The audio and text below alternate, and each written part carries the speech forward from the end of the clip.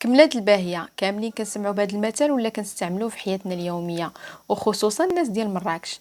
ولكن واش حنا عارفين القصة من وراه؟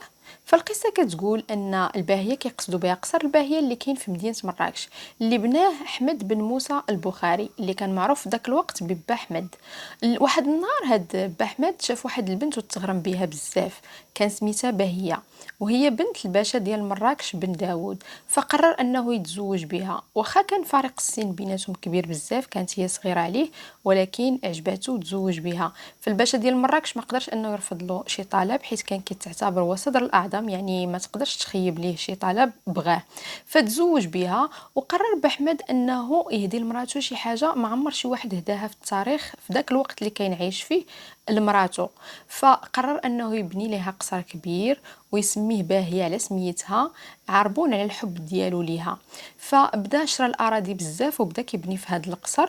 ومن بعد قرر انه يدير ليه جردة ويدير ليه ساحة كبيرة كيف ما باغيه باهية ويسميه على سميتها. فوقف كل شيء وتفرغ لهذا القصر.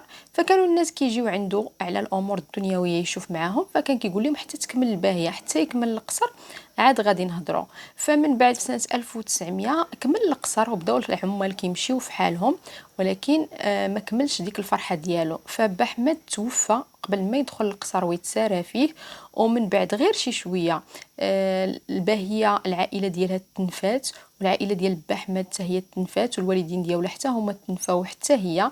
فمن بعد عامين فقط من هاد البني وهاد الشي توفات باهية بواحد الحسرة والحزن ديالها الشديد. فنادوا الناس ديال مراكش وقالوا كملات الباهية. يعني الباهية ها هي كملات، ولكن كملات بواحد الطريقة اللي مأساوية واللي كانت يعني خايبة، ما فرحوش بيها. وهنا من هنا بدا كيتقال هذا المثل على اي حاجه ما كتكملش مزيان ولا شي حاجه ما كتصدقش، فكيقول لك هو صافي كملات الباهيه.